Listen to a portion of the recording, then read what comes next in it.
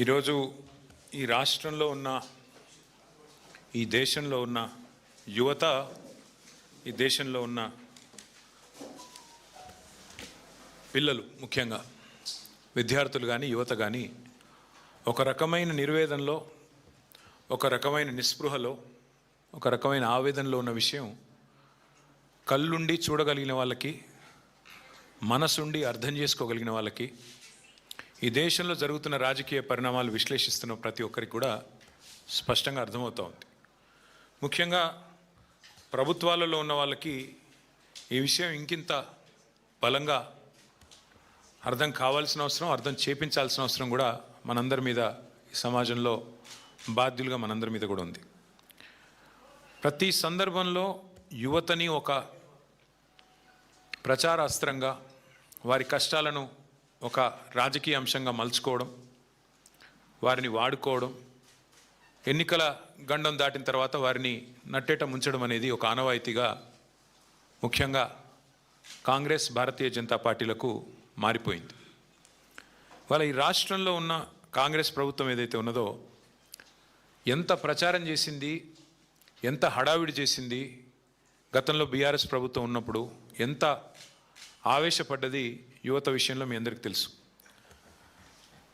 కానీ ఇవాళ విచిత్రమైన పరిస్థితి రాష్ట్రంలో ప్రచార సభల్లో మాత్రమే కాదు, రాష్ట్ర అత్యున్నత సభ చట్టసభ అసెంబ్లీలో జాబ్ క్యాలెండర్ అని చెప్పి డిక్లేర్ చేశారు, విడుదల చేశారు.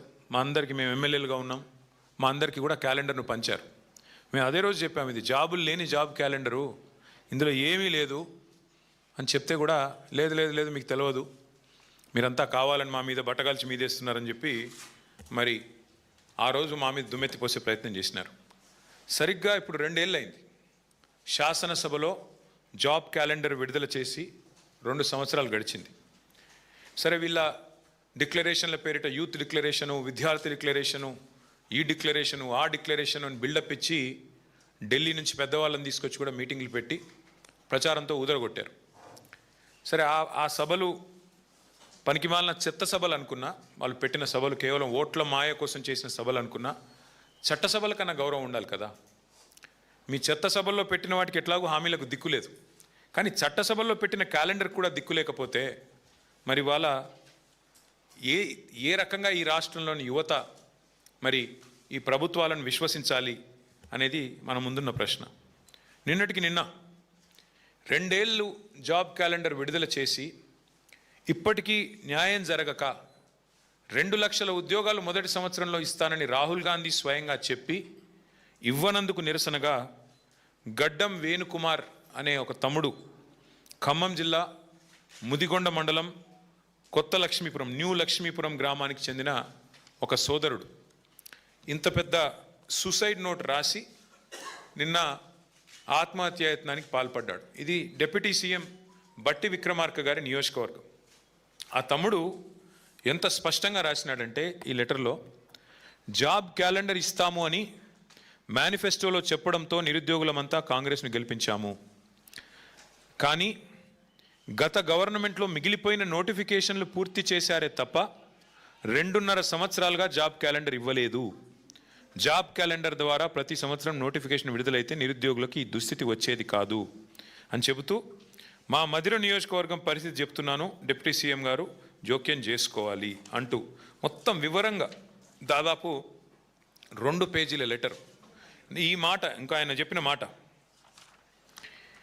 డిప్యూటీ సీఎం బట్టి ఈ సూసైడ్ నోటు డిప్యూటీ సీఎం బట్టి విక్రమార్క గారికి, సీఎం రేవంత్ రెడ్డి గారికి, రాహుల్ గాంధీ గారికి చేరే వరకు షేర్ చేయండి అంటే తన ఆవేదనను వ్యక్తపరుస్తూ ఆ తమ్ముడు మాట్లాడిన మాటలు నిన్న ఆసుపత్రిలో చావు బతుకుల మధ్యన కొట్టుమిట్టాడుతూ ఇప్పుడు స్టేబుల్గా ఉన్నాడని తెలుస్తుంది. సంతోషం.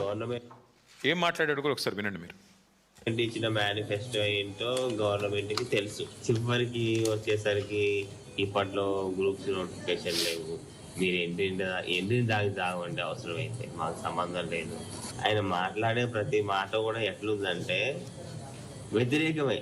కానీ ఎస్ఐ కానిస్టేబుల్ నోటిఫికేషన్లు ఇచ్చారు, ఏ నిరుద్యోగులు అవి సంతృప్తి పరచలేదు. అది కూడా ఈ లెటర్లో రాశారు, సంతృప్తి పరచలేదని.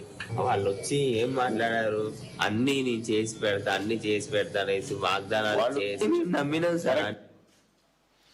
స్పష్టంగా ఆయన చెప్తున్న మాట, నోటిఫికేషన్లు ఇవ్వక ఏమైంది, ఎందుకు ఇవ్వరు? చివరికి పోలీసు ఉద్యోగాలు 20,000 ఖాళీలు ఉంటే 5,000, 7,000 ఎందుకు ఇస్తున్నారు? ఎందుకు 20,000 ఇవ్వరు? కేసీఆర్ గారు ఒకటేసారి 48,000 ఉద్యోగాలు నింపినప్పుడు మీరెందుకు నింపరు అని అడిగితే ఎండ్రిన్ తాగి చావండి. ఇది రాష్ట్ర ముఖ్యమంత్రి గారు యువతకిచ్చే సందేశం. మరి విన్న తర్వాత ఇలా ఆత్మహత్యల లాంటి పరిస్థితికి పాల్పడక మరి ఏం చేయాలి ఈ రాష్ట్రంలో యువత అని నేను అడుగుతా ఉన్నా ఈ ప్రభుత్వాన్ని. అట్లాగే ఆ తమ్ముడు ఇంకో మాట అన్నాడు, బీఆర్ఎస్ హయాంలో చివరి దశలో ఉన్న 65,000 ఉద్యోగాలు నింపి వాళ్ళు ఆ రోజు నోటిఫికేషన్లు ఇస్తే ఇవాళ మీరు కాగితాలు ఇచ్చి అది మీ ఖాతాలో వేసుకుంటారా అని నిలదీశాడు ఈ ఉత్తరంలో. దయచేసి ఈ ఉత్తరం కూడా మిత్రులందరూ చదవాలని చెప్పి కూడా నా ప్రార్థన, మీడియా మిత్రులందరూ కూడా. అందులో కాదు మమ్మల్ని కూడా అన్నాడు, మేము కూడా గ్రూప్ 1 నోటిఫికేషన్లు ఒకసారి ఇచ్చాము, లీక్ అయింది, పేపరు రద్దు అయింది, మమ్మల్ని కూడా నిందించాడు. అట్లా అని చెప్పేసి ఇవాళ పరిస్థితి ఎట్లా ఉంది అంటే, కానీ ఆ రోజు కేసీఆర్ గారి ప్రభుత్వం మీద వీళ్ళు చేసిన ప్రచారం, 2 ఉద్యోగాలు ఊడగొట్టండి, కేసీఆర్ది కేటీఆర్ది 2 లక్షల ఉద్యోగాలు ఇస్తాం మొదటి సంవత్సరంలో అని చేసిన ప్రచారం నమ్మి ఇవాళ మేము వాళ్ళని గెలిపించామని చెప్పి ఆ తమ్ముడు రాస్తూ ఉన్నాడు. వాస్తవం చెప్పాలంటే ఇవాళ వేణు రాసింది సూసైడ్ నోట్ కాదు, వేణు రాసింది కాంగ్రెస్ ప్రభుత్వ నిర్లక్ష్యానికి వ్యతిరేకంగా రాసిన ఒక ఛార్జ్ షీట్.